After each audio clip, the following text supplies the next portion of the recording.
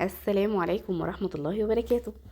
النهاردة هنعمل مع بعض السجق الاسكندراني المشطشط زي سجق العربيات، بس بطريقة أنضف وانتي واثقة فيها ان انتي عاملاها بإيديكي. عندي هنا كيلو سجق بلدي، وعندي 3 بصلات مقطعاها جوانح، و3 طماطمات كبار مقطعاهم جوانح، وواحد فلفل حار متقطع برضو شرايح. وعندي هنا طاسة سخنة فيها معلقتين زيت سخناهم، نزلنا عليهم بالسجق. مع التقليب المستمر هيبدأ السجق ينزل المادة الدهنية اللي فيه، علشان كده احنا حطينا معلقتين في الأول وبس. تقليبة ممكن 5 دقايق لمجرد ما اللون هيتغير معانا وهنحس ان هو دبل معانا في الزيت ونزل الصوص بتاعه. هنعمل حفرة في النص علشان السجق يكمل التسوية بتاعته، وننزل البصل في النص مع التقليب. دقيقة بس على النار لمجرد ما يشرب من طعم الصوص بتاع السجق فقط. وهنبدأ ننزل عليه بالتوابل. عندي هنا بهارات لحمة، فلفل اسود، حاجة بسيطة جدا من الكمون، وربع معلقة بابريكا.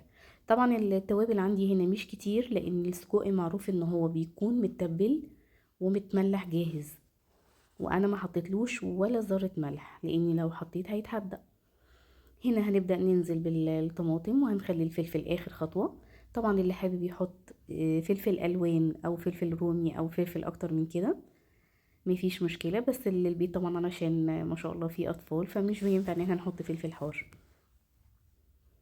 هنا حطينا نص معلقة من الثوم اللي مخزنينه مع بعض في الفريزر، وهنغطي عليه ونوطي النار خالص لغاية ما يستوي كله في بعضه. طبعا المادة الدهنية معنا كتيرة جدا. اخر مرحلة عندي انا بصفيها خالص علشان معروف ان اي مادة دهنية تبقى غلط على الجسم، فبصفيها لان انا مش محتاجاها. هنا كده خلاص السجق استوى.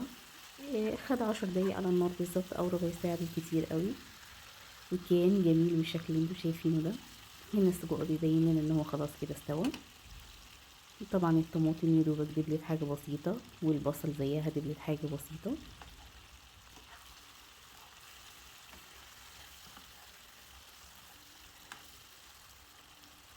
زي ما انتم شايفين الشكل بتاعه. طبعا اللي حابب ياكله بقى في الفينو يبقى زيه زي الاسكندراني بتاع العربيات بالظبط، بس طبعا افخم واحلى وانضف. مش قادره اوصف لكم ريحته شكله ايه. الريحه بتمنى ان هي كانت تكون واصله لكم. هنا خلاص استوى معانا وصفيت الماده الدهنيه بتاعته مع بطاطس محمره مع مكرونه مع سلطه. هو خفيف وكلنا بنحب الاكله دي وولادنا بيحبوها، فالافضل ان احنا نعملها لهم في البيت. بتمنى تكون الوصفه بتاعتنا النهارده كانت سهله عليكم.